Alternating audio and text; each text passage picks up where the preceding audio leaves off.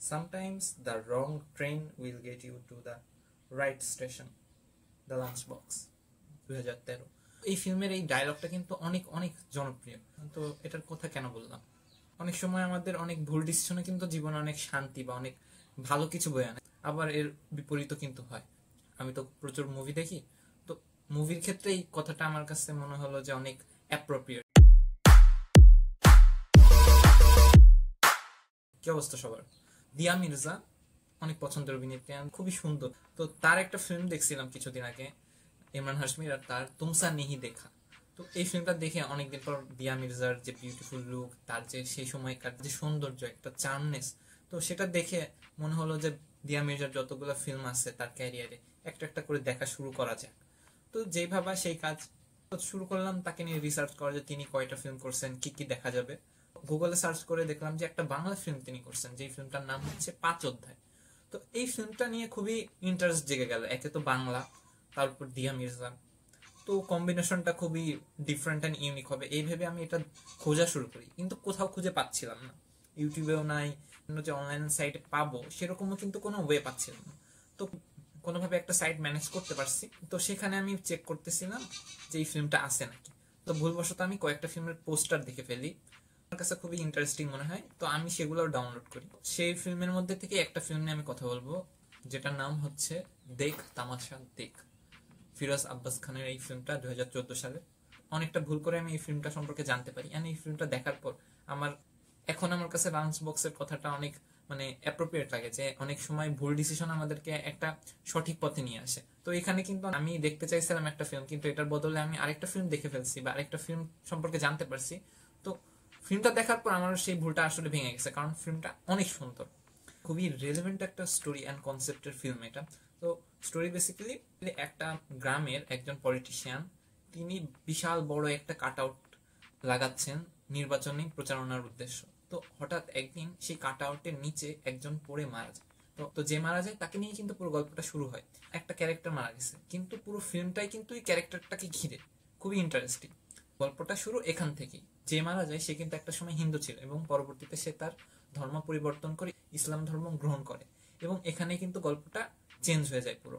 তো যখন তার লাশটা কবরে দাফনের জন্য নামানো হয়, তখনই কিন্তু একটা গোষ্ঠী এসে দাবি করে যে এই লাশটা তারা কবরে যেতে দেবে না, তারা এই লাশটা দাহ করবে, হিন্দুদের যে সৎকারের যে কাজটা সেটাই তারা করবে।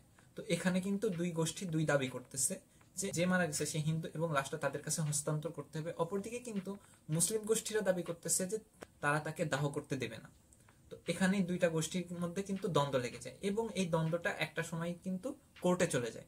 এর মধ্যে কিন্তু বিভিন্ন গোষ্ঠী, সম্প্রদায় বা বিভিন্ন মানুষ কিন্তু তাদের যে নিজেদের স্বার্থ সিদ্ধির জন্য এই যে ধর্মের যে অপব্যবহারটা তারা করছে মানুষকে সঠিক পথে না এনে, তো এখানে কিন্তু দারুণভাবে সেটা দেখানো হয়েছে। আমি জানি না কেন এই ফিল্মটা অনেক আন্ডাররেটেড। আমি খুব সম্ভবত দিয়া মির্জার ফিল্মটা না খুঁজতে গেলে এরকম একটা জেম ফিল্ম সম্পর্কে জানতে পারতাম না। তো ফিল্মটা আমার কাছে এক কথায় দারুণ লাগছে। একটা গোষ্ঠী দাবি করছে যে এটা তাদের ধর্মের, অপরদিকে আরেকটা গোষ্ঠী কিন্তু দাবি করছে এটা তাদের ধর্মের।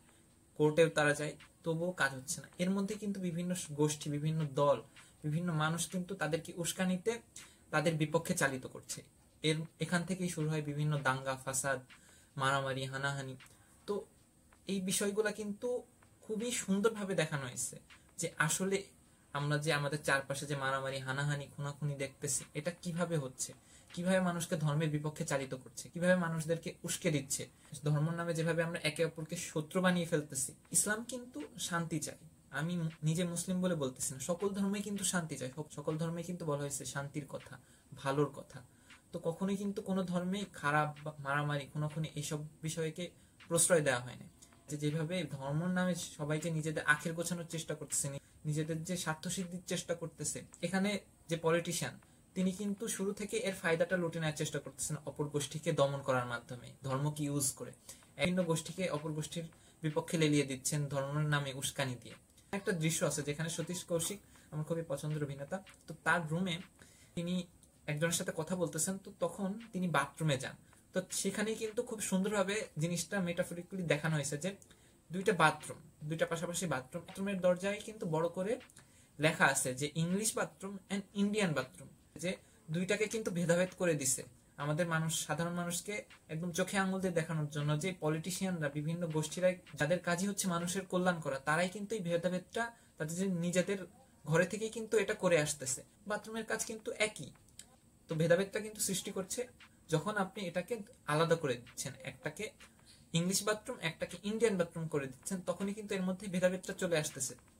আদারওয়াইজ কিন্তু দুইটা বাথরুমের কাজই কিন্তু একই। তো এই জিনিসটা এত সুন্দরভাবে দেখানো হয়েছে, খুবই দারুণ লাগছে আমার কাছে। খুবই সিরিয়াস হইতে যেভাবে সার্কাজম করা হয়েছে, একটা মোমেন্টে যে আপনি জাস্ট শকড হয়ে যাবেন যে এতক্ষণ যে জিনিসটা নিয়ে কথা হচ্ছিল সেটা শেষ পর্যায়ে যে কি বের হলো। হ্যাঁ, একটা দৃশ্যে একজন হিন্দু চোর একটা বাড়িতে চুরি করতে ঢোকে যখন দাঙ্গা ফ্যাসাদ হচ্ছে, তো তখনই কিন্তু একটা মহল থেকে সেই বাড়িতে আগুন দেওয়া হয় এবং সেই হিন্দু চোরটা মারা যায়। সেই সম্প্রদায়ের একটি গোষ্ঠী তাকে নিয়ে সেই সাধারণ জনগণের মাধ্যমে যেভাবে একটা ভুল তথ্য ছড়ায় অপর একটি গোষ্ঠী বা অপর একটি মহলের আগুন দেওয়ার কারণে কিন্তু সেই ভাইটি মারা গেছে। এভাবে যে একটা ধর্মের বা একটা গোষ্ঠীর বিপক্ষে আরেকটা গোষ্ঠীকে লেলিয়ে দেওয়া বা তাদের বিপক্ষে উস্কে দেওয়া, আসলে কিন্তু এরকমই হয়, এরকমই আমরা দেখে আসতেছি। হয় একরকম, আমরা দেখতে পাই আরেক রকম। তো যেভাবে আমাদেরকে বলা হচ্ছে আসলে কিন্তু সেরকম নাও হতে পারে, সে কিন্তু একটা চোর। যারা দেখছেন অবশ্যই কমেন্ট বক্সে জানাবেন ফিল্মটা কেমন লাগছে। আমার তো দারুণ লাগছে, খুবই ভালো লাগছে। আপনারা যারা দেখতে চান অবশ্যই এই ফিল্মটা দেখতে পারেন, হাইলি রেকমেন্ডেড থাকবে। And thank you, bye bye, tata.